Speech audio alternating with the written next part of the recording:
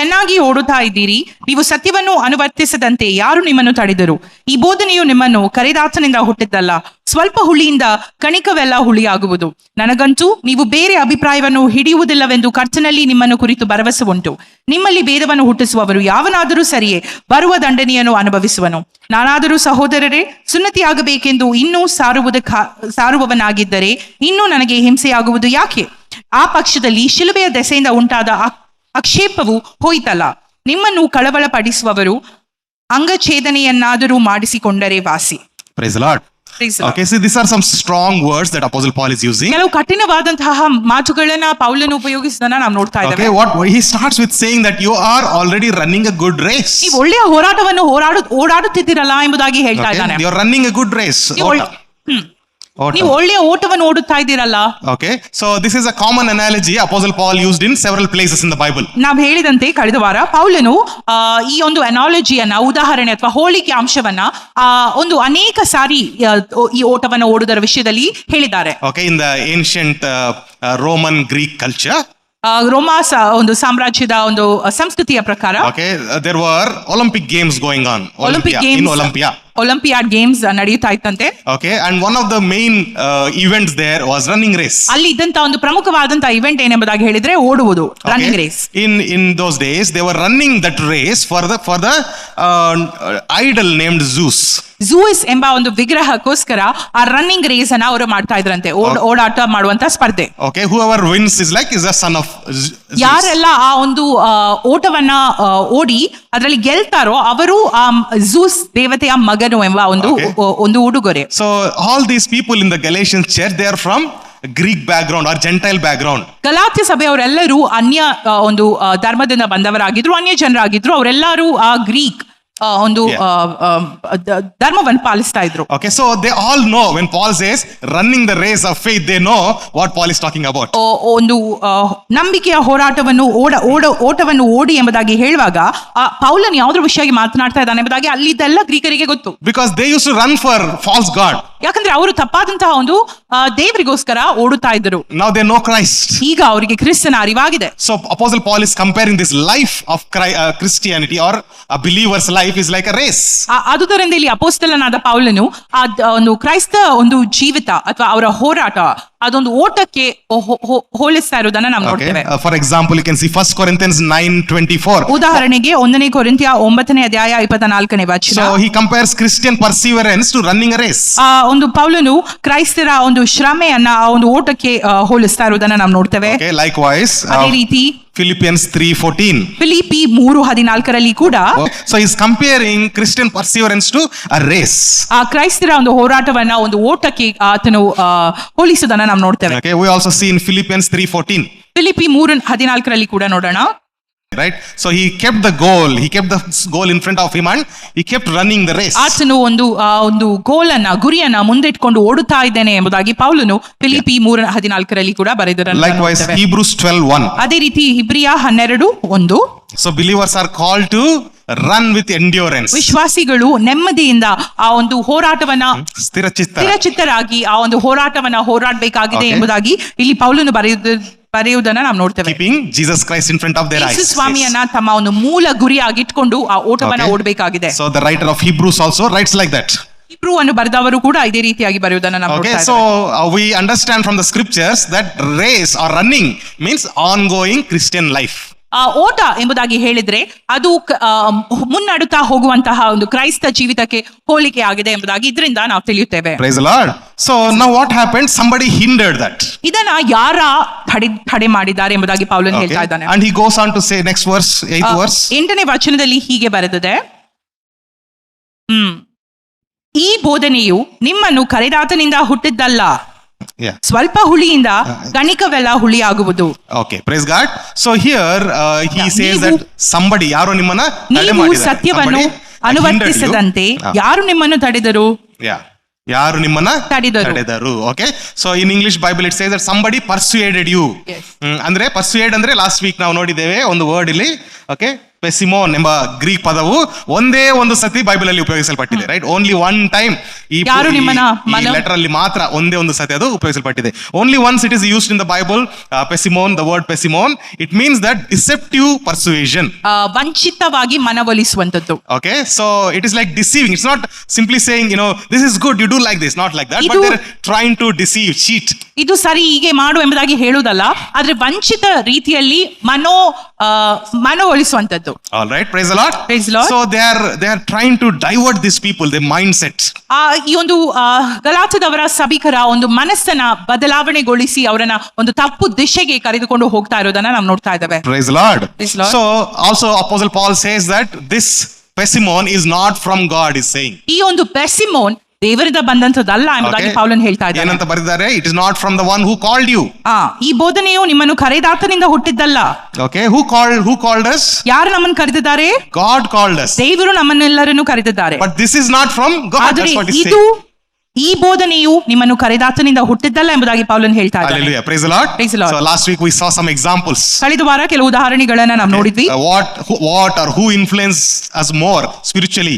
ಯಾರು ನಮ್ಮನ್ನು ಆತ್ಮಿಕವಾಗಿ ಮನವೊಲಿಸ್ತಾರೆ ಹೆಚ್ಚಾಗಿ ಎಂಬುದಾಗಿ. We saw some examples from YouTube videos, other churches and all that. ಕೆಲವು ಉದಾಹರಣೆಗಳನ್ನು ಚರ್ಚಿಸಿದ್ವಿ. ಯೂಟ್ಯೂಬ್ ವಿಡಿಯೋ ಆಗಿರಬಹುದು, ಚರ್ಚ್ ಸಭಿಕರಾಗಿರಬಹುದು ಎಂಬುದಾಗಿ. Okay, so when a preaching comes, what we should do? ಆ ಒಂದು ಸತಿವೆ ಒಂದು ಬೋಧನೆ ನಮಗೆ ಕೊಡಲ್ಪಡುವಾಗ ನಾವೇನ್ ಮಾಡ್ಬೇಕು? ನೆನಪಿದೆಯಾ? ಏನ್ ಮಾಡ್ಬೇಕು ನಾವು?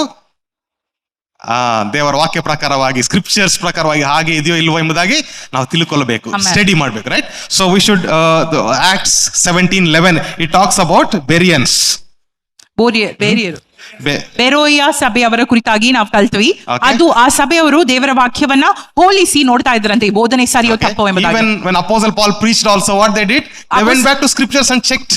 ಅಪೊಸ್ತಲನಾದ ಪೌಲನೇ ಈ ಒಂದು ವಾಕ್ಯವನ್ನು ಹೇಳಿದಾಗ ಕೂಡ ಅವನು ಅದನ್ನ ಹೋಲಿಸಿ ಅದು ಸರಿಯೋ ಇಲ್ವೋ ಎಂಬುದಾಗಿ ನೋಡ್ತಾ ಇದ್ರಂತೆ. Praise God. Praise the Lord. So if a famous person comes and stands here and preaches and says something wrong, what you should do?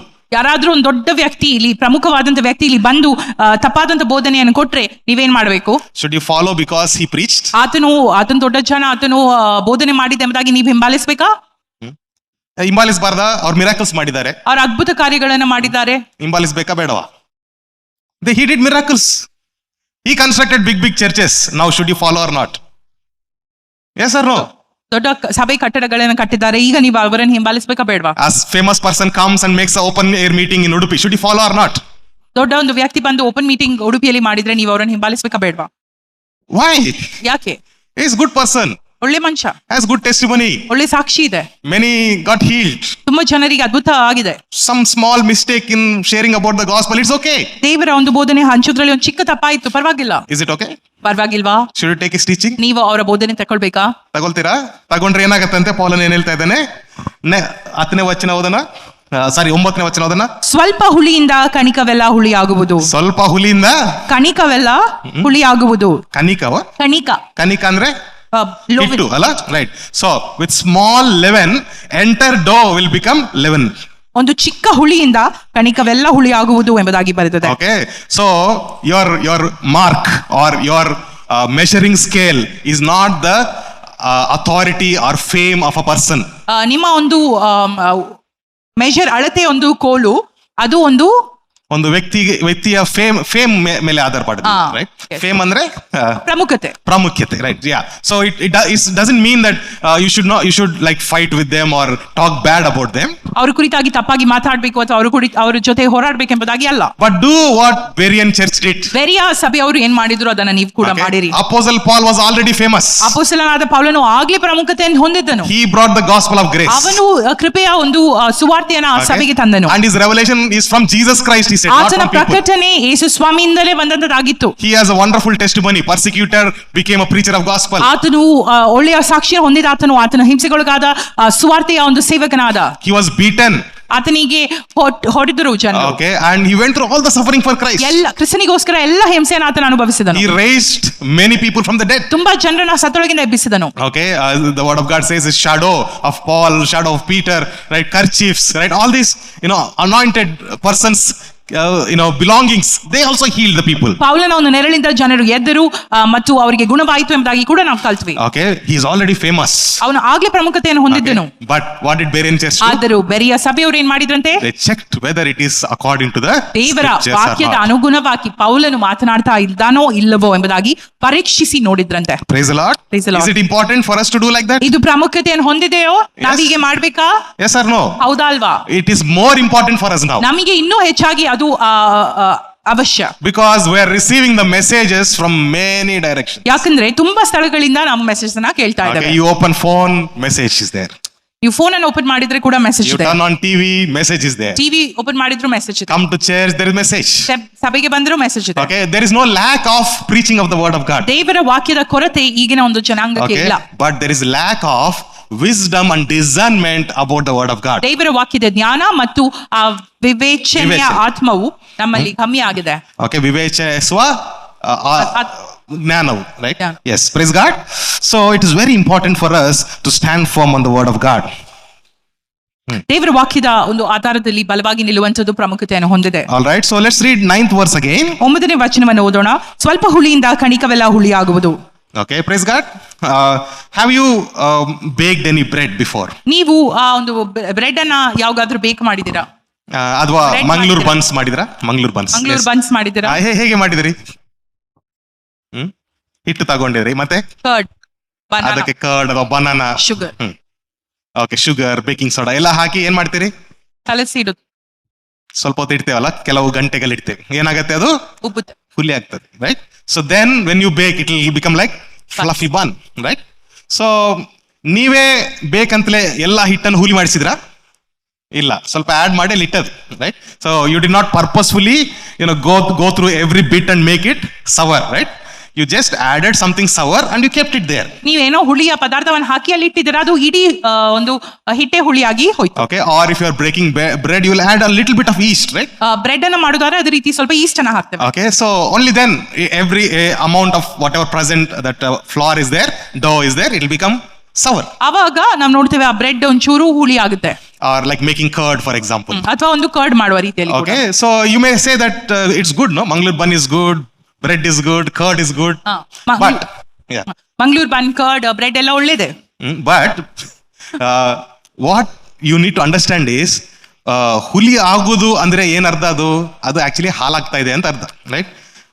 Taste ಚೆನ್ನಾಗಿರುತ್ತೆ ತಿನ್ಲಿಕ್ಕೆ, ಆದ್ರೆ ಏನಾಗ್ತಾ ಇದೆ? ಬ್ರೆಡ್ಗೆ ಅದು ಹಾಲಾಗ್ತಾ ಬರ್ತಾ ಇದೆ, ರೈಟ್? ಹಾಗೆ ಇಟ್ರೆ ನೀವು ತಿನ್ಲಿಕ್ಕೆ ಕೂಡ ಆಗುದಿಲ್ಲ. Okay, so that is what Paul is saying. ಅದೇ ಪೌಲನ್ ಇಲ್ಲಿ ಹೇಳ್ತಾ ಇರೋದನ್ನ ನಾವು ನೋಡ್ತೇವೆ. If you add little leaven to the true gospel, then entire gospel is corrupted. ಸ್ವಲ್ಪ ಹುಳಿಯನ್ನ ನೀವು ಆ ಒಂದು ಸುವಾರ್ತೆಗೆ ಹಾಕಿದ್ರೆ ಇಡೀ ಸುವಾರ್ತೆ ಹಾಳಾಗುತ್ತದೆ ಎಂಬುದಾಗಿ, ಅಥವಾ ಹುಳಿ ಆಗುತ್ತದೆ ಎಂಬುದಾಗಿ. Okay, you may say what is the big deal? ಇದರಲ್ಲಿ ದೊಡ್ಡ ವಿಷಯವೇನೆಂಬುದಾಗಿ ನೀವು ಕೇಳಬಹುದು. Eventually the church will be spoiled. ಮುಂದೆ ಹೋಗುತ್ತಾ ನೋಡುವಾಗ ಸಭೆ ಕೂಡ ಒಂದು ಹಾಳಾಗಬಹುದು. It will become one cult. ಇದು ಒಂದು ಕಲ್ಟ್ ರೀತಿಯಲ್ಲಿ ಕೂಡ ಮುಂದೆ It will ಸಾಗಬಹುದಾಗಿದೆ. become like church with a false doctrine. ಸಭೆ ಆ ಒಂದು ತಪ್ಪಾದಂತಹ ಒಂದು ಬೋಧನೆಯಲ್ಲಿ ನಡೆಯುವಂತದ್ದಾಗುತ್ತದೆ. Okay, praise God. Praise Lord. Many times we keep our doctrine and then evaluate the scriptures, usually.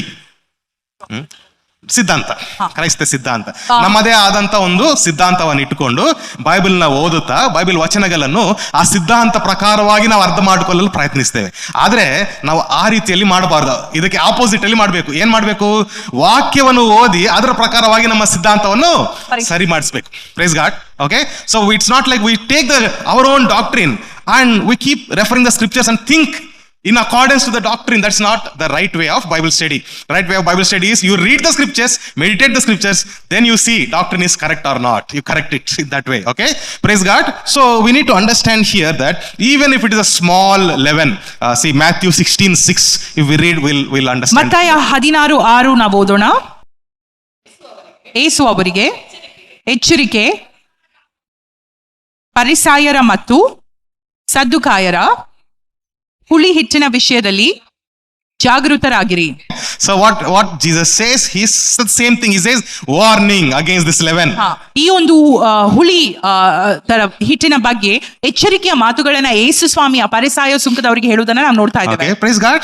See, if you compromise in the gospel, ನೀವು ಆ ಒಂದು ಸುವಾರ್ತೆಯ ವಿಷಯದಲ್ಲಿ ಯಾವ್ದಾದ್ರು ಒಂದು ಒಪ್ಪಂದಗಳನ್ನ ಮಾಡ್ಕೊಂಡ್ರೆ, ರಾಜಿಯನ್ನ ಮಾಡ್ಕೊಂಡ್ರೆ, okay, that means that you mix Jesus plus your works. ಅಂದ್ರೆ ನೀವು ನಿಮ್ಮ ಯೇಸು ಸ್ವಾಮಿ ಮತ್ತು ಕ್ರಿಯೆಗಳನ್ನ ಸೇರಿಸಿದ್ರೆ, okay, ರಕ್ಷಣೆಗೋಸ್ಕರ the next generation, your children and their children, they think that it is according to the scriptures. ಮುಂಬರುವ ನಿಮ್ಮ ಸಂತತಿಯವರು ಇದು ದೇವರ ವಾಕ್ಯಕ್ಕೆ ಅನುಗುಣವಾಗಿಯೇ ಇದೆ ಎಂಬುದಾಗಿ ಆಲೋಚಿಸ್ತಾರೆ. You take a small diversion, ನೀವು ಒಂದು ಚಿಕ್ಕ ಎಡದಾರಿ ಹಿಡಿದ್ರೆ, your entire generation will go in that direction. ನಿಮ್ಮ ಒಂದು ಇಡೀ ಜನಾಂಗ ತಪ್ಪು ದಾರಿ ಹಿಡಿಯಬಹುದು. So as parents, ನಾವು ತಂದೆ ತಾಯಿಗಳಾಗಿ, also as leaders and pastors and cell group leaders, worship leaders, ನಾಯಕರಾಗಿ, ಸಭಾಪಾಲಕರಾಗಿ, ಸೆಲ್ ಗ್ರೂಪ್ ಲೀಡರ್ಸ್ ಆಗಿ, ವರ್ಷಿಪ್ ಲೀಡರ್ಸ್ ಆಗಿ, it is our responsibility to learn what is the true gospel. ಸರಿಯಾದಂತಹ ಒಂದು ಬೋಧನೆ ಯಾವುದು ಎಂಬುದಾಗಿ ಕಲಿಯುವಂತದ್ದು ಅವಶ್ಯವಾಗಿದೆ. Otherwise we are leading the congregation and our own family in a wrong direction.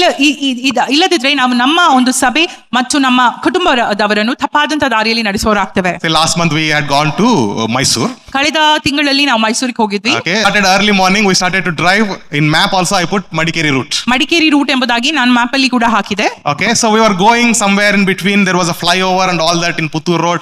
It was very nice, we were going straight. ಹೊಸದಾದಂತ road ಹಾಕಿದ್ರು, so flyover ಅಲ್ಲಿ ನಾವು ಹೋದ್ವಿ. We thought in Sulya we'll stop and have breakfast. ಸುಳ್ಯದಲ್ಲಿ ನಿಲ್ಲಿಸಿ breakfast ಮಾಡೋಣ ಎಂಬುದಾಗಿ ನಾವು ಆಲೋಚಿಸಿದ್ವಿ. And after a long time Sulya did not come. ತುಂಬಾ ಸಮಯ ಆಯ್ತು, ಸುಳ್ಯನೇ ಬರ್ಲಿಲ್ಲ. ನಾವು ಹೋಗ್ತಾ ಇದ್ದೇವೆ. Okay, and she's telling, where is Sulya, we want to eat breakfast. Sullia ಸಿಕ್ಲೇ ಇಲ್ಲ. Finally suddenly one board appeared, welcome to Sakleshpura. ಮತ್ತೆ ಒಂದು ಬೋರ್ಡ್ ಬಂತು, ಸಕಲೇಶ್ಪುರಕ್ಕೆ ಸ್ವಾಗತ ಎಂಬುದಾಗಿ. So we wanted to go in one direction, we went to Sakleshpura. ನಾವು ಒಂದು direction ಅಲ್ಲಿ ಹೋಗ್ಬೇಕಿತ್ತು, ಇನ್ನೊಂದು ಡೈರೆಕ್ಷನ್ ಅಲ್ಲಿ ಹೋದ್ವಿ. But anyway, in that direction we went to Mysore. ಆ ಡೈರೆಕ್ಷನ್ ಅಲ್ಲಿ ಕೂಡ ಮೈಸೂರಿಗೆ ದಾರಿ ಇತ್ತು. But see, one small diversion somewhere, I don't know where, but small diversion. ಒಂದು ಚಿಕ್ಕ ಡೈವರ್ಷನ್ ಎಲ್ಲಿ ಅಂತ ನಂಗೂ ಗೊತ್ತಿಲ್ಲ. Instead of following the map, ಆ ಮ್ಯಾಪ್ ಅನ್ನ ಹಿಂಬಾಲಿಸಬೇಕಿತ್ತು ನಾನು. Okay, but I neglected the map, went in some other direction, went in some other route. ನಾನು ಒಂದು ಚೆನ್ನಾಗಿತ್ತು ದಾರಿ ಎಂಬುದಾಗಿ ಆ ದಾರಿಯಲ್ಲಿ ಹೋದೆ. My destination was Madikeri. ನನ್ನ ಗುರಿ ಮಡಿಕೇರಿ ಇತ್ತು. We reached Hasan. ನಾವು ಹಾಸನ್ಗೆ ಮುಟ್ಟಿದ್ವಿ. Okay, praise God. That is how it is when you mix gospel with something else. ಸುವಾರ್ತೆಗೆ ಏನನ್ನಾದ್ರೂ ಸೇರಿಸೋದಾದ್ರೆ ಇದೇ ರೀತಿ ಆಗ್ತದೆ. Your Bible is your GPS, it is your map. ನಿಮ್ಮ ಸತ್ಯವೇದವು ನಿಮ್ಮ ಒಂದು ಮ್ಯಾಪ್ ಆಗಿದೆ ಅಥವಾ GPS ಆಗಿದೆ. You neglect it and keep going. ನೀವು ಅದನ್ನ ತಿರಸ್ಕರಿಸಿ ಮುಂದೆ ಹೋಗ್ತಾ ಇದ್ರೆ, one small diversion, ಒಂದು ಚಿಕ್ಕ ಒಂದು ಅಡ್ಡದಾರಿ ಬಂದ್ರೆ, okay, it will divert you, your entire life, your generations also. ನಿಮ್ಮ ಇಡೀ ಜೀವನ ಮಾತ್ರವಲ್ಲದೆ ನಿಮ್ಮ ಒಂದು ಇಡೀ ಸಂತತಿ ಅವರನ್ನ ಅದು ತಪ್ಪು ದಾರಿಗೆ ಕೊಂಡೋಗುವಂತದ್ದಾಗಿದೆ. Now again we are preaching in cell groups. ಮತ್ತು ನಾವು ಸೆಲ್ ಗ್ರೂಪ್ಸ್ ಅಲ್ಲಿ ಪ್ರೀಚ್ ಮಾಡ್ತಾ ಇದ್ವಿ. How careful we should be, right? ನಾವು ಹೇಗೆ ಎಚ್ಚರಿಕೆ ಆಗಿರಬೇಕು. Not only our life, our family life, ನಮ್ಮ ಜೀವಿತ ಮಾತ್ರವಲ್ಲ, ನಮ್ಮ ಕುಟುಂಬದ ಜೀವಿತ, our generations, ನಮ್ಮ ಸಂತತಿ ಅವರು, our cell groups, our churches, ನಮ್ಮ ಸೆಲ್ ಗ್ರೂಪ್, ನಮ್ಮ ಸಭಿಕರು. That's why Bible says that the preachers are judged more harshly, it seems. ಅದಕ್ಕೋಸ್ಕರ ದೇವರ ವಾಕ್ಯ ಹೇಳ್ತದೆ, ಆ ದೇವರ ವಾಕ್ಯವನ್ನು ಬೋಧಿಸುವವರು ಇನ್ನೂ ಒಂದು ಹೆಚ್ಚಾದಂತಹ ಕಠಿಣ ತೀರ್ಪಿಗೆ ಒಳಗಾಗ್ತಾರೆ ಎಂಬುದಾಗಿ. Okay, so we better be careful now because a lot of lives are God has kept in your hand. ತುಂಬಾ ಜೀವಿತಗಳನ್ನ ದೇವರು ನಮ್ಮೆಲ್ಲರ ಕೈಯಲ್ಲಿಟ್ಟಿದ್ದಾನೆ. ಅದರಿಂದ ನಾವು ಎಚ್ಚರಿಕೆ ಆಗಿರಬೇಕು. Yeah, praise God. Praise the Lord. Hallelujah. Hallelujah. All right. I want to share with you 4 ways to identify if when we listen to a message, it is diverting from the truth. ಆ ಒಂದು ನಾವು ದೇವರ ವಾಕ್ಯವನ್ನು ಕೇಳುವಾಗ ಅದು ಸರಿಯಾ ತಪ್ಪಾ ಎಂಬುದಾಗಿ ನಾವು ಹೋಲಿಸ್ಲಿಕ್ಕೆ 4 ವಿಷಯಗಳನ್ನ ನಾನು ಹೇಳ್ತೇನೆ. So last week we learned, ಕಳೆದ ವಾರ ನಾವು ಕಲಿತ್ವಿ, that if somebody is preaching something wrong in the core gospel truth, ಒಂದು ಪ್ರಮುಖ ಅಥವಾ ಮೂಲವಾದಂತಹ ಸುವಾರ್ತೆಯ ಸತ್ಯದ ಕುರಿತಾಗಿ ಯಾರಾದರೂ ತಪ್ಪಾಗಿ ಹೇಳ್ತಾ ಇದ್ರೆ, then he is a false preacher. ತಪ್ಪಾದಂತಹ ಬೋಧಕ ಎಂಬುದಾಗಿ. Okay, but in the secondary things, ಎರಡನೆಯ ಅಥವಾ ಇತರ ವಿಷಯಗಳಲ್ಲಿ, okay, apart from the core gospel, if secondary things, if there are mistakes, then what we should do, we should politely discuss. ಪ್ರಮುಖ ವಿಷಯಗಳಲ್ಲದೆ ಇತರ ವಿಷಯಗಳಲ್ಲಿ ಏನಾದರೂ ತಪ್ಪಾದಂತಹ ಒಂದು ಬೋಧನೆಗಳು ಬಂದರೆ, okay, we can discuss, we can meditate scriptures and learn more. ನಾವು ಅವರ ಜೊತೆ ಚರ್ಚಿಸಿ ದೇವರ ವಾಕ್ಯವನ್ನು ಇನ್ನು ಆಳವಾಗಿ ಓದಿ ಅದನ್ನ ಸರಿಪಡಿಸಬಹುದಾಗಿದೆ. Okay, we also don't know many things, we also learn like that. ಯಾಕಂದ್ರೆ ನಮಗೂ ಕೂಡ ಅನೇಕ ವಿಷಯಗಳು ಗೊತ್ತಿಲ್ಲ, ನಾವೆಲ್ಲ ಕಲಿಯುತ್ತಾ ಇದ್ದೇವೆ. Okay, but in the core gospel truth, ಆದ್ರೆ ಒಂದು ಕೋರ್ ಸತ್ಯವೇದ, ಒಂದು ಪ್ರಮುಖ ಸತ್ಯದಲ್ಲಿ, okay, if that is gone, then everything is gone. ಅದು ಹೋದರೆ ಎಲ್ಲವೂ ಹೋದಂತೆ. Okay, so I want to share 4 things so that you can remember next time when you listen to preaching. ನಾನು 4 ವಿಷಯ ಹೇಳ್ತೇನೆ. ನಾವು ನೆಕ್ಸ್ಟ್ ಟೈಮ್ ದೇವರ ಒಂದು ಬೋಧನೆಯನ್ನು ಕೇಳುವಾಗ, ವಾಕ್ಯದ ಬೋಧಕರಿಂದ ಕೇಳುವಾಗ ಅದನ್ನ ಪರೀಕ್ಷಿಸಬಹುದು. 4 tests. 4 ಪರೀಕ್ಷೆಗಳು. First test is, ಮೊದಲನೇ ಪರೀಕ್ಷೆ, what does this preaching say about Jesus Christ? ಯೇಸು ಸ್ವಾಮಿಯ ಕುರಿತಾಗಿ ಈ ಬೋಧನೆ ಏನು ಹೇಳ್ತಾ ಇದೆ? In terms of whether Jesus is sufficient or Jesus is not sufficient for our salvation. ಯೇಸು ಸ್ವಾಮಿ ನಮ್ಮ ರಕ್ಷಣೆಗೆ ಸಾಕು ಅಥವಾ ಯೇಸು ಸ್ವಾಮಿ ಸಾಕಾಗಲ್ಲ ನಮ್ಮ ರಕ್ಷಣೆಗೆ ಎಂಬುದಾಗಿ ಹೇಳ್ತಾ ಇದೆ. So nobody will say Jesus is not sufficient. ಯಾರು ಹೇಳಲ್ಲ ಯೇಸು ಸ್ವಾಮಿ ಸಾಕಾಗಲ್ಲ ಎಂಬುದಾಗಿ. But ಆದರೆ they will say Jesus is enough for salvation. ಅವ್ರು ಹೇಳ್ತಾರೆ, ಅವ್ರು ಹೇಳ್ಬೋದು ಯೇಸು ಸ್ವಾಮಿ ಸಾಕು ನಮ್ಮ ರಕ್ಷಣೆಗೆ. But it is the beginning point. ಆದರೆ ಇದು ಒಂದು ಪ್ರಾರಂಭದ ಒಂದು ಹಂತ ಮಾತ್ರ. Okay, and then you have to have good life, perfect life. Only then you will reach your salvation. ನಿಮಗೆ ಒಂದು ಒಳ್ಳೆಯಾದಂತ ಸರಿಯಾದ ಜೀವಿತ ನೀವು ಜೀವಿಸಬೇಕು, ಆಗ ಮಾತ್ರ ನೀವು ರಕ್ಷಣೆ ಹೊಂದಲಿಕ್ಕೆ ಸಾಧ್ಯ. Praise God. Praise the Lord. So Jesus is sufficient, but you also have to do something. ಯೇಸು ಸ್ವಾಮಿ ಸಾಕು, ಆದ್ರೆ ನೀವು ಕೂಡ ಕೆಲವು ಪ್ರಯತ್ನ ಮಾಡ್ಬೇಕೆಂಬುದಾಗಿ Okay? So ಹೇಳ್ಬೋದು. when those kind of teachings come, ಆ ತರದಾದಂತ ಬೋಧನೆಗಳು ಬಂದಾಗ okay, be careful. ಸ್ವಲ್ಪ ಎಚ್ಚರಿಕೆಯಿಂದ ನೋಡಿ. Are you all here? ನೀವೆಲ್ಲರೂ ಇಲ್ಲಿದ್ದೀರಾ? Okay, what is the first test? ಮೊದಲನೆಯ ಪರೀಕ್ಷೆ ಏನು? Okay, first test is, what does this preaching say about Jesus ಈ Christ? ಬೋಧನೆಯು ಯೇಸು ಕ್ರಿಸ್ತನ ಕುರಿತಾಗಿ ಏನ್ ಹೇಳ್ತಾ ಇದೆ? Okay, is it saying that Jesus is sufficient for your salvation? ಕ್ರಿಸ್ತನು ನಿಮ್ಮ ರಕ್ಷಣೆಗೆ ಸಾಕು?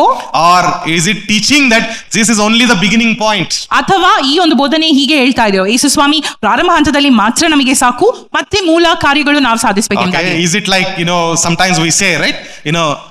That person saw blessing. You know why? Because he is so much into the Lord. He loves God. He fasts and prays. He has a perfect life. We say about some people like this. ಕೆಲವರು ವಿಷಯವಾಗಿ ನಾವು ಹೀಗೆ ಹೇಳ್ತೇವೆ, ಜನ ಆಶೀರ್ವಾದ ಹೊಂದಿದ್ದಾರೆ ಯಾಕೆ ಗೊತ್ತಾ? ಅವರು ಉಪವಾಸ ಪ್ರಾರ್ಥನೆ ಮಾಡ್ತೇವೆ, ಎಷ್ಟು ಹೆಚ್ಚಾಗಿ ಯೇಸು ಸ್ವಾಮಿನ ಪ್ರೀತಿಸ್ತಾರೆ ಅವರು ಎಂಬುದಾಗಿ. He is a holy person. ಆತನು ಶುದ್ಧ ಮನುಷ್ಯನು. That's why God will take him to heaven. ಆದುದರಿಂದ ದೇವರು ಅವನನ್ನು ಸ್ವರ್ಗಕ್ಕೆ ಕರ್ಕೊಂಡು ಹೋಗ್ತಾರೆ. We share about others like that. If you are aware what you are sharing, sometimes we share about others like that.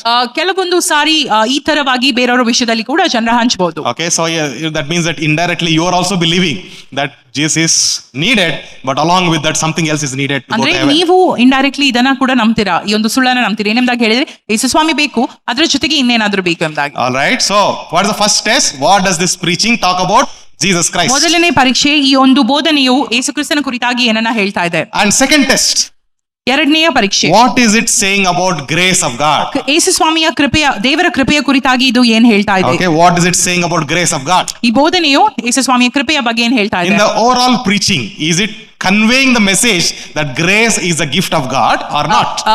ಕೃಪೆ ಅದೊಂದು ಉಡುಗೊರೆಯಾಗಿದೆ ದೇವರದು ಎಂಬುದಾಗಿ ಆ ಬೋಧನೆ ಹೇಳ್ತಾ ಇದೆಯೋ ಇಲ್ವೋ ಎಂಬುದಾಗಿ ಪರೀಕ್ಷಿಸಬೇಕಾಗಿದೆ. Or is it saying indirectly or directly that you have to earn the grace by doing something? ಅಥವಾ ನೇರವಾಗಿ ಅಥವಾ ಒಂದು ವಿಭಿನ್ನ ರೀತಿಯಲ್ಲಿ ಹೀಗೆ ಆ ಬೋಧನೆ ಹೇಳ್ತಾ ಇದ್ದೇವೆ ಏನೆಂಬುದಾಗಿ ಹೇಳಿದ್ರೆ ನೀವು ಆ ಒಂದು ಕೃಪೆಯನ್ನ ಸಾಧಿಸಬೇಕಾಗಿದೆ ಎಂಬುದಾಗಿ. Okay, so we have to with the overall preaching you need to discern what is it saying about the grace. ಇದೆಲ್ಲ ಪ್ರೀಚಿಂಗ್ ಅನ್ನ ನಾವು ಕೇಳ್ಕೊಂಡು ಅದು ಗ್ರೇಸ್ ಬಗ್ಗೆ ಅಥವಾ ಕೃಪೆ ಬಗ್ಗೆ ಏನ್ ಹೇಳ್ತಾ ಇದೆ ಎಂಬುದಾಗಿ ನಾವು ವಿವೇಚಿಸಿ ನೋಡಬೇಕಾಗಿದೆ. What Bible says about grace? ಸತ್ಯವೇದ ಕೃಪೆ ಬಗ್ಗೆ ಏನ್ ಹೇಳ್ತಾ ಇದೆ? ಏನ್ ಹೇಳ್ತದೆ? Is it God's gift? Yes. Or should we do something? ಕ್ರಿಯೆಗೆಲ್ಲ ಇದ್ರೆ ಅದು ಕೃಪೆ ಅಲ್ಲ ಎಂಬುದಾಗಿ ಬೈಬಲ್ ಹೇಳ್ತಾರೆ, right? So if it is by works it is not grace. 11:6 Romans 11:6. ರೋಮಾಪುರ 11:6 ಇದು ವ್ಯಕ್ತವಾಗಿದೆ ನೋಡಿ. Okay, so the third one, ಮೂರನೇ ವಿಷಯ, what does it say about human performance? ಜನರ ಪ್ರಯತ್ನದ ಬಗ್ಗೆ, ಮನುಷ್ಯನ ಪ್ರಯತ್ನದ ಬಗ್ಗೆ ಇದೇನೇ ಹೇಳ್ತಾ ಇದೆ, ಈ ಬೋಧನೆ ಏನ್ ಹೇಳ್ತಾ ಇದೆ? Listen to the message carefully. What does it say about your own works, or what it says about your performance? ನಿಮ್ಮ ಒಂದು ಮನುಷ್ಯನ ಒಂದು ಪ್ರಯತ್ನದ ಬಗ್ಗೆ ಅದೇನ್ ಹೇಳ್ತಾ ಇದೆ, ಅಥವಾ ಕ್ರಿಯೆಗಳ ಬಗ್ಗೆ ಏನ್ ಹೇಳ್ತಾ ಇದೆ ಆ ಬೋಧನೆ? Or what is the preacher asking you to do? ಅಥವಾ ಆ ಒಂದು ಸೇವಕ ನೀವೇನ್ ಮಾಡ್ಬೇಕೆಂಬುದಾಗಿ ಹೇಳ್ತಾ ಇದ್ದಾನೆ ಎಂಬುದಾಗಿ ಸರಿಯಾಗಿ ಗಮನಿಸಿರಿ. ಅಂದ್ರೆ ಏನೋ ಮಾಡ್ಬೇಕು, ಕರೆಕ್ಟೇ, ಆದ್ರೆ ಅವ್ರು ಏನ್ ಕನ್ವೆ ಮಾಡ್ತಾ ಇದ್ದಾರೆ? Is it saying that the performance or your works are the fruit of your salvation or source of your salvation? ಈ ಒಂದು ನಿಮ್ಮ ಪರ್ಫಾರ್ಮೆನ್ಸ್ ಅಥವಾ ಕ್ರಿಯೆಗಳು ನಿಮ್ಮ ಒಂದು ಸ್ಯಾಲ್ವೇಷನ್ ಅಥವಾ ನಿಮ್ಮ ರಕ್ಷಣೆಯ ಫಲದಿಂದ ಕ್ರಿಯೆಗಳು ಬರ್ತಾ ಇದೆಯಾ, ಅಥವಾ ಕ್ರಿಯೆಗಳೇ ನಿಮ್ಮ ರಕ್ಷಣೆಗೆ ಮೂಲವಾ? ಏನನ್ನು ಅವರು ಬೋಧಿಸ್ತಾ ಇದ್ದಾರೆ? We should be discerning that. ಎಲ್ಲ ಸೆಟಲ್ ಆಗಿ ಬರ್ತದೆ, ಯಾರು ಡೈರೆಕ್ಟ್ ಆಗಿ ಹೇಳುದಿಲ್ಲ, ರೈಟ್? ಡೈರೆಕ್ಟ್ ಆಗಿ ಕ್ರಿಯೆಗಳು ಮಾಡಿ ಅಥವಾ ರಕ್ಷಣೆ ಇಲ್ಲ ಅಂತ ಕೆಲವರು ಹೇಳ್ತಾರೆ, ಅದು ಕೂಡ ಇದೆ ಬೋಧನೆ. But generally nobody says directly. ಅದು ಸ್ವಲ್ಪ ಸಟಲ್ ಆಗಿ, very neatly, very softly the things will enter into the preaching, right? ನೇರವಾಗಿ ಯಾರು ಹೇಳಲ್ಲ, ಎಲ್ಲ ವಿಷಯಗಳನ್ನ ಸರಳವಾಗಿ ಹೇಳಿಕೊಂಡು ಸ್ವಲ್ಪ ಆ ದಿಕ್ಕಿಗೆ ನಮ್ಮನ್ನ ನಡೆಸ್ತಾರೆ. Okay, and the fourth one, ನಾಲ್ಕನೇದು, where does scripture say this? Whatever preacher is conveying, where does the scripture say? ಆ ಬೋಧನೆ ಕೊಟ್ರಲ್ಲ, ಅವರು ಹೇಳಿದ ವಿಷಯಗಳು ಸತ್ಯವೇದದಲ್ಲಿ ಎಲ್ಲಿ ಬರೆದಿದೆ. So if a preacher comes on the stage ಒಬ್ರು ಸೇವಕರು ಬಂದು ಬೋಧನೆ ಮಾಡುವವರು ಸ್ಟೇಜ್ಗೆ ಬಂದ್ರೆ, and he preaches something and he says that my pastor said like that, that's why I'm preaching. ನನ್ನ ಸಭಾಪಾಲಕರು ಹೀಗೆ ಹೇಳಿದ್ರು, ಆದ್ರಿಂದ ನಾನು ಬೋಧಿಸ್ತಾ ಇದ್ದೇನೆ ಎಂಬುದಾಗಿ ಅವ್ರು ಹೇಳಿದ್ರೆ, should we follow? ನಾವು ಪಾಲಿಸ್ಬೇಕಾ? Yes or no? ಪಾಲಿಸ್ಬೇಕಾ ಬೇಡವಾ? Yes or no? I'll give you one more example. ಉದಾಹರಣೆ, We are from Baptist church. Our Baptist theology doctrine says like this, so you should follow. ನಾವೆಲ್ಲೂ Baptist, ಉದಾಹರಣೆ, ನಾವು Baptist church ಇಂದ ನಮ್ಮ Baptist theology ಈ ರೀತಿಯಾಗಿ ಹೇಳ್ತಾ ಇದೆ, ನೀವು ಇದನ್ನು ಹಿಂಬಾಲಿಸಲೇಬೇಕೆಂಬುದಾಗಿ ಹೇಳಿದ್ರೆ, You look at history, Baptist church brought so much revival, ನೀವು ಚರಿತ್ರೆಯನ್ನು ನೋಡಿ, ಬ್ಯಾಪ್ಟಿಸ್ಟ್ ಚರ್ಚ್ ಎಷ್ಟು ಒಂದು ಜೀವನವನ್ನು ತಂದಿದೆ, so you should follow. ಆದ್ರಿಂದ ನೀವು ಹಿಂಬಾಲಿಸಬೇಕು. Should we follow? ನಾವು ಹಿಂಬಾಲಿಸಬೇಕಾ? Should we follow? No. Okay, I'll give you one more example. I followed this, I have testimony. ನಾನು ಇದನ್ನ ಹಿಂಬಾಲಿಸಿದೆ, ನನ್ಗೆ ಸಾಕ್ಷಿ ಇದೆ. So I did like this, I got some miracle, so you also do like ನಾನು that. ಹೀಗೆ ಮಾಡಿದೆ, ನನ್ಗೆ ಕೆಲವು ಅದ್ಭುತ ಕಾರ್ಯಗಳಾಯಿತು, ನೀವು ಕೂಡ ಮಾಡಿರಿ. Very easy to fall for that. ತುಂಬಾ ಸುಲಭ ಇದಕ್ಕೆ ಬಿದ್ದು. Very easy to fall for ತುಂಬಾ that. ಸುಲಭ. Because proof is there, no? Somebody did like that. ಯಾಕಂದ್ರೆ ಏನೋ ಸಾಕ್ಷಿ ಇದೆ ಅಲ್ಲ, ಯಾರೋ ಹೀಗೆ ಮಾಡಿದ್ರು. Yeah, it is also persimmon. ಅದು ಕೂಡ ಪೆಸಿಮಾನ್. Okay, so if I say that I have experienced this, so you also do like that. ನನ್ಗೆ ಇದರ ಅನುಭವವಾಗಿದೆ, ನೀವೆಲ್ಲರೂ ಇದನ್ನು ಪ್ರಯತ್ನಿಸಿರಿ. Okay, or if somebody says, ಅಥವಾ I saw Benny Hinn preaching in the YouTube, you should also follow. ಬೆನಿ ಹೀಗೆ ಒಂದು ಬೋಧಿಸಿದ್ರು, ನೀವು ಕೂಡ ಇದನ್ನ ಹಿಂಬಾಲಿಸಬೇಕೆಂಬುದಾಗಿ ಹೇಳಿದ್ರೆ, I respect him, I'm just taking his example. Okay, ನಾನು if ಅವರನ್ನ he says something, ಗೌರವಿಸ್ತೇನೆ. should you follow? ನಾನು ಅವರನ್ನು ಗೌರವಿಸ್ತೇನೆ. ನಾನು ಒಂದು ಉದಾಹರಣೆಗೆ ಹೇಳ್ತಾ ಇದ್ದೇನೆ, ಅವರು ಹೇಳಿದ್ರು, ನೀವು ಹಿಂಬಾಲಿಸಬೇಕಾ? If Billy Graham says something, should we follow? ಬಿಲಿಗ್ರಾಮ್ ಹೇಳಿದ್ರು, ಆದ್ರಿಂದ ನಾವು ಹಿಂಬಾಲಿಸಬೇಕಾ? Or Chris Oyaklama said you should follow? Chris ಒಯಾಕಿಲೊಮ್ಮೆ ಹೇಳಿದ್ರು, ಆದ್ರಿಂದ ಹಿಂಬಾಲಿಸಬೇಕಾ? What is the one question that you can ask? ನೀವು ಕೇಳುವಂತ ಒಂದು ಪ್ರಶ್ನೆ ಏನು? What is that? ಏನ್ ಕೇಳ್ಬೋದು? Bible ಅಲ್ಲಿ ಎಲ್ಲಿದೆ? Right, where is it in the scriptures? ಸತ್ಯವೇದದಲ್ಲಿ ಇದು ಎಲ್ಲಿದೆ? Praise God. Praise the Lord. Not the testimony, not the miracles, not the experience, not the fame. ಸಾಕ್ಷಿ ಅಲ್ಲ, ಒಂದು ಮಿರಾಕಲ್ಸ್ ಅಲ್ಲ, ಅದ್ಭುತ ಕಾರ್ಯಗಳಲ್ಲ.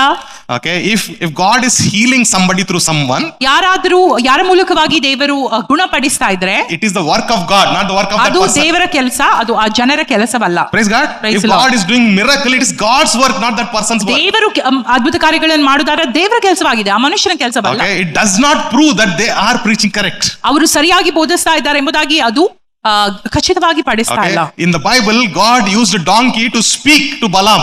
ಬಲಾಮನ ಜೊತೆ ಮಾತನಾಡಲು ಆ ಕತ್ತೆಯನ್ನು ಕೂಡ ದೇವರು ಉಪಯೋಗಿಸಿದ್ದಾರೆ. Doesn't mean that donkey is a good preacher. Donkey ಒಂದು ಒಳ್ಳೆ ಬೋಧಕ ಎಂಬುದಾಗಿದ್ರ ಅರ್ಥ ಅಲ್ಲ, ಅಥವಾ ಕತ್ತೆ ಒಂದು ಒಳ್ಳೆ ಬೋಧಕ ಎಂಬುದಾಗಿದ್ರ ಅರ್ಥ ಅಲ್ಲ. Is that correct? Is donkey a good preacher because donkey spoke to Balaam? ಬಾಲಮನ ಜೊತೆ ಆ ಕತ್ತೆ ಮಾತಾಡೋದ್ರಿಂದ ಆ ಕತ್ತೆ ಒಳ್ಳೆಯ ಬೋಧಕನ? It's work of God. ಅದು ದೇವರ ಕೆಲಸವಾಗಿತ್ತು. What you need to do? ನೀವೇನ್ ಮಾಡ್ಬೇಕು? Where is it in the ಸತ್ಯವೇದದಲ್ಲಿ ಇದೆಲ್ಲಿದೆ ಎಂಬ ಒಂದು ಪ್ರಶ್ನೆಯನ್ನ ಹಾಕಬೇಕಾಗಿದೆ. Is it according to the context of the scriptures? ಆ ಒಂದು ದೇವರ ವಾಕ್ಯದ ಸರಿಯಾದಂತ ಒಂದು ಹಿನ್ನೆಲೆ ತೆಗೆದುಕೊಂಡು, ಸಂದರ್ಭ ತೆಗೆದುಕೊಂಡು ಈ ವಾಕ್ಯವನ್ನು ಹೇಳಲಾಗ್ತಾ ಇದೆಯೋ ಇಲ್ವೋ ಎಂಬುದಾಗಿ ಪರೀಕ್ಷಿಸ್ರಿ. ಅಂದ್ರೆ ಹೇಳುವ ವಾಕ್ಯವು ಸಂದರ್ಭ ಪ್ರಕಾರವಾಗಿದೆಯಾ ಬೈಬಲ್ ಅಲ್ಲಿ? ಅದು ಪ್ರಮುಖವಾದದ್ದು. Praise God. Okay, ಇನ್ನೊಂದ್ಸತಿ, what are the 4 tests? 4 test ಗಳೇನು? Right, first one, what is the first one? ಮೊದಲನೇ ಪರೀಕ್ಷೆ, what does it say about Jesus Christ? ಕ್ರಿಸ್ತನ ವಿಷಯವಾಗಿ ಬೋಧನೆ ಏನು ಹೇಳ್ತಾ ಇದೆ? Okay, what is the second one? ಎರಡನೇದು, what does it say about?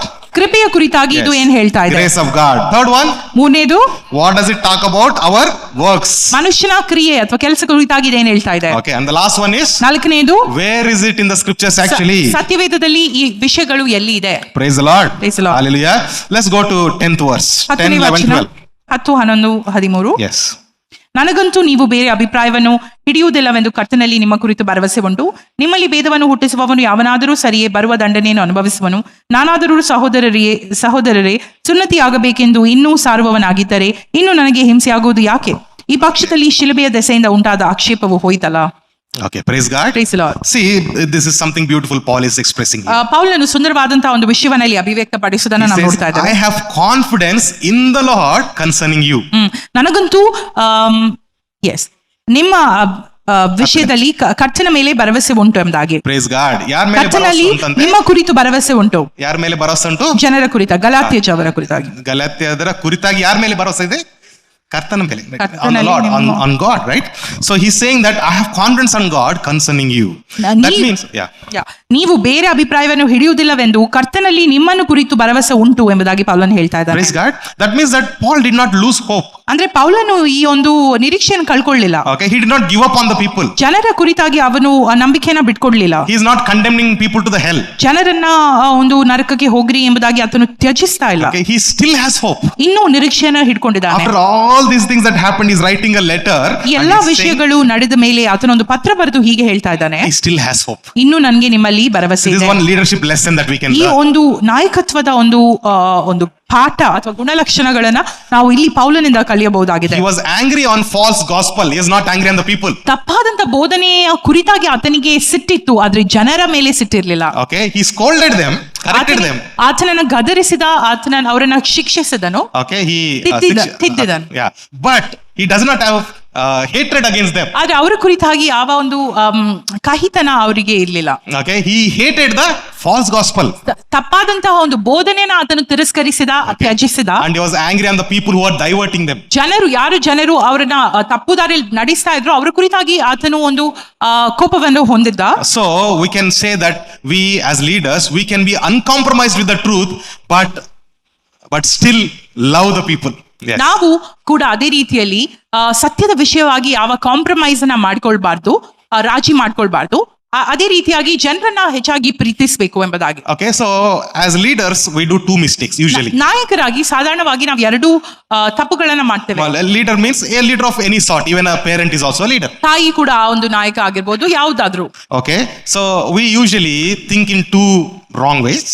ನಾವು ಎರಡು ವಿಷಯವಾಗಿ ತಪ್ಪಾದಂತ ರೀತಿಯಲ್ಲಿ ಯೋಚಿಸ್ತೇವೆ. So we sometimes say that or think that I love you, so whatever you believe I'll forgive you, it's okay. ನಾನು ನಿನ್ನನ್ನ ಪ್ರೀತಿಸ್ತೇನೆ, ಆದುದರಿಂದ ನೀನ್ ಏನನ್ನಾದ್ರೂ ನಂಬ್ತೀಯಾ ಅದನ್ನ ನಾನು ಗೌರವಿಸ್ತೇನೆ, ಕ್ಷಮಿಸ್ತೇನೆ ಎಂಬುದಾಗಿ. Okay, so this is the wrong thinking. ಇದು ತಪ್ಪಾದಂತ ಒಂದು ಆಲೋಚನೆ. This thinking comes from the new age theology that is going on in USA. ಇಲ್ಲಿ USA ಅಲ್ಲಿ ನಡೆಯುತ್ತಿರುವಂತಹ ಹೊಸದಾದಂತಹ ಒಂದು ಪ್ರಸ್ತುತ ಜನಾಂಗದವರ ಒಂದು ಥಿಯಾಲಜಿ ಇದನ್ನ ಬೋಧಿಸ್ತಾ ಇದೆ. There is so much chaos in USA now. USA ಅಲ್ಲಿ ಎಷ್ಟು ಒಂದು chaos ಇದೆ, ಕನ್ಫ್ಯೂಷನ್ ಇದೆ ಎಂಬುದಾಗಿ ಹೇಳಿದ್ರೆ, if a man thinks of himself as a woman and dresses like woman, you should call that person as a woman, it's not as a man. ಒಬ್ಬ ಮನುಷ್ಯನು ತಾನು ಸ್ತ್ರೀ ಎಂಬುದಾಗಿ, ಒಬ್ಬ ಪುರುಷನು ತಾನು ಸ್ತ್ರೀ ಎಂಬುದಾಗಿ ಆಲೋಚಿಸಿ ಒಂದು ಸ್ತ್ರೀಯ ಉಪಾಧಿಯಲ್ಲಿ ವಸ್ತ್ರವನ್ನು ಧರಿಸಿದ್ರೆ ನೀವು ಅವರನ್ನ ಸ್ತ್ರೀಯೇ ಎಂಬುದಾಗಿ ಹೇಳ್ಬೇಕಂತೆ. ಆ ಒಂದು ಆಲೋಚನೆ USA ಅಲ್ಲಿ ನಡೀತಾ ಇದೆ. You say no, you know what they'll ask? ನೀನು ಇಲ್ಲ ಎಂಬುದಾಗಿ ಅವರಿಗೆ ಹೇಳಿದ್ರೆ, Jesus told you to love everyone, so you don't love me? ಯೇಸು ಸ್ವಾಮಿ ನಿಮ್ಗೆ ಎಲ್ಲರನ್ನು ಪ್ರೀತಿಸಬೇಕು ಸಮಾನವಾಗಿ ಎಂಬುದಾಗಿ ಹೇಳಿದ್ನಲ್ಲ, ಹಾಗಾದ್ರೆ ನೀ ನನ್ನನ್ನು ಪ್ರೀತಿಸ್ತಾ ಇಲ್ವಾ ಎಂಬ ಒಂದು ಪ್ರಶ್ನೆಯನ್ನು ಅವರು ಕೇಳ್ತಾರೆ. You know one young man named Charlie Kirk who died recently, right? Was shot. Charlie Kirk ಎಂಬ ಒಬ್ಬರನ್ನು ಅಸಾಸಿನ್ ಮಾಡಿದ್ರು USA ಅಲ್ಲಿ. He was shot in the neck, I think. Yeah, he was discussing with college students like this. College students ಒಟ್ಟಿಗೆ ಆತನ ಒಂದು ಚರ್ಚೆಯನ್ನು ನಡೆಸ್ತಾ ಇದ್ದನು. Okay, and you know his videos are there in YouTube. Very beautiful discussion, actually very biblical. ಒಂದು ಧರ್ಮಶಾಸ್ತ್ರದ ಅನುಗುಣವಾದಂತಹ, ಸತ್ಯವೇದಕ್ಕೆ ಅನುಗುಣವಾದಂತಹ ಚರ್ಚೆಯನ್ನು ಆತನು ಕಾಲೇಜ್ ಮಕ್ಕಳ ಮಧ್ಯದಲ್ಲಿ ನಡೆಸ್ತಾ ಇದ್ದನು. So many people who are gays, lesbians, transgenders, they talk to him and they ask him the same question. Jesus told to love you, but you are hating me. You are not agreeing with my belief.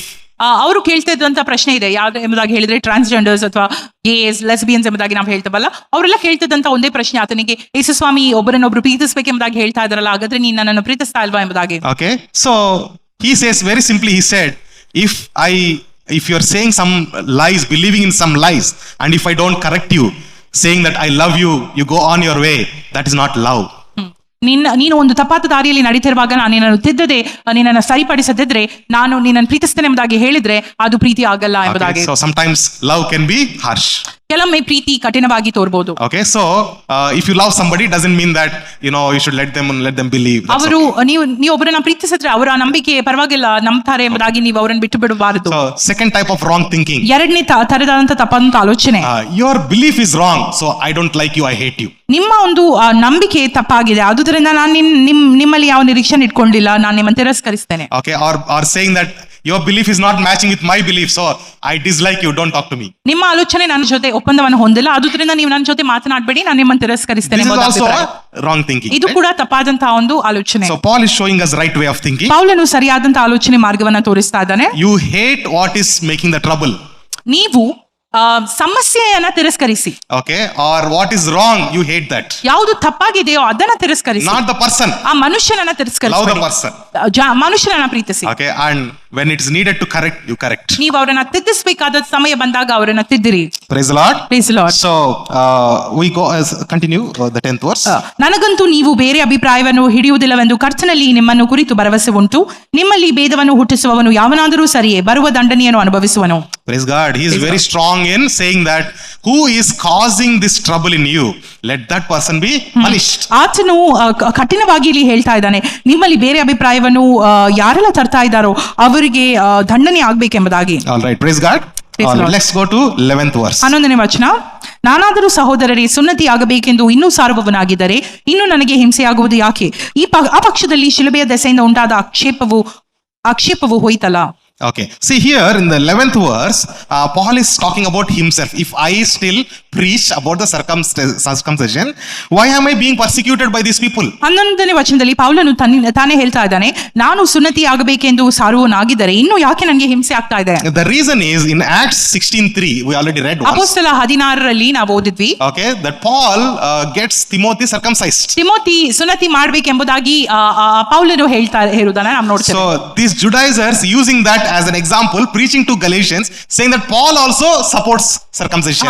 ಯೆಹೂದ್ಯರು ಇದನ್ನ ಒಂದು ಹೋಲಿಕೆ ಮಾಡಿ ಪೌಲನಿಗೆ ಹೇಳ್ತಾ ಇದ್ರಂತೆ, ಗಲಾತ್ಯದವರಿಗೆ ಹೇಳ್ತಾ ಇದ್ದಂತೆ, ನೋಡಿ ಪೌಲನು ಕೂಡ ಒಂದು ಸುನ್ನತಿಯನ್ನ ಅನುಮೋದಿಸ್ತಾ ಇದ್ದಾನೆ ಎಂಬುದಾಗಿ. Paul put Timothy through circumcision. ಪೌಲನು ಯಾಕೆ ತಿಮೋತಿಯನ್ನ ಸುನ್ನತಿ ಮಾಡ್ಬೇಕೆಂಬುದಾಗಿ ಹೇಳಿದ್ನು ಗೊತ್ತಲ್ಲ? Okay, yeah, because he was his parents, one was Greek and one was Jew. ಯಾಕಂದ್ರೆ ತಿಮೋತಿಯ ತಾಯಿ ಯೆಹೂದ್ಯಳಾಗಿದ್ಲು, ತಂದೆ ಬೇರೆ ಅನ್ಯ ಮನುಷ್ಯನಾಗಿದ್ದಾನೆ, ಗ್ರೀಕನಾಗಿದ್ದನು. So because of that he was not allowed to stand in the synagogues. ಇದರ ಮೂಲಕವಾಗಿ ಆ ಸಿನಗಾಗ್ಸ್ ಅಲ್ಲಿ ಆತನನ್ನು ನಿಲ್ಲಿಕ್ಕೆ ಬಿಡ್ತಾ ಇರಲಿಲ್ಲಂತೆ. Okay, and he was not able to speak to these people directly because he is neither Jew nor Gentile. ಯಾಕಂದ್ರೆ ಅವನು ಅನ್ಯನೂ ಆಗಿರ್ಲಿಲ್ಲ, ಅಲ್ಲಿ ಯೆಹೂದ್ಯನೂ ಆಗಿರ್ಲಿಲ್ಲ, ಆ ಪಕ್ಷದಲ್ಲಿ ಆತನಿದ್ದ, ಆ ಒಂದು ಪರಿಸ್ಥಿತಿಯಲ್ಲಿ ಆತನಿದ್ದ. So Apostle Paul, for the sake of culture there, he took him to circumcision. ಆದುದರಿಂದ ಅಪೊಸ್ತಲನಾದ ಪೌಲನು ಆ ಒಂದು ಸಂಸ್ಕೃತಿಯ ಒಂದು ಪದ್ಧತಿಯ ಮೇರೆಗೆ ಆತನು ಅಲ್ಲಿ ಸುನ್ನತಿ ಮಾಡಿಸಬೇಕು ಎಂಬುದಾಗಿ ಆತನನ್ನ ಸುನ್ನತಿ ಮಾಡಿಸ್ತಾನೆ. Not for the sake of salvation. ಆತನ ಒಂದು ರಕ್ಷಣೆಗೆ ಅಲ್ಲವೇ ಅಲ್ಲ. Okay, that's why he is saying, if I am preaching circumcision, why they are persecuting me? ನಾನು ಸುನ್ನತಿಯನ್ನ ಬೋಧಿಸುವುದಾದರೆ ಯಾಕೆ ನನಗೆ ಅವರು ಹಿಂಸಿಸ್ತಾ ಇದ್ದಾರೆ? Okay, because I am not preaching circumcision, they are persecuting me. ನಾನು ಸುನ್ನತಿಯನ್ನ ಬೋಧಿಸ್ತಾ ಇಲ್ಲ, ಆದುದರಿಂದ ಅವ್ರು ನನ್ನನ್ನು ಹಿಂಸಿಸ್ತಾ ಇದ್ದಾರೆ ಎಂಬುದಾಗಿ ಪೌಲನು ಹೇಳ್ತಾ ಇರೋದನ್ನ. So what Paul preached? Christ alone. ಪೌಲನು ಏನ್ ಹೇಳ್ತಾನೆ? ಕ್ರಿಸ್ತನು ಮಾತ್ರ. Hallelujah. Continue the same verse. ಆ ಪಕ್ಷದಲ್ಲಿ ಶಿಲುಬೆಯ ದೆಸೆಯಿಂದ ಉಂಟಾದ ಆಕ್ಷೇಪವು ಹೋಯಿತಲ್ಲ. ಆಕ್ಷೇಪವು means offense. So that's what I've written here, offense of the cross. Okay, so there's an offense that comes from the cross.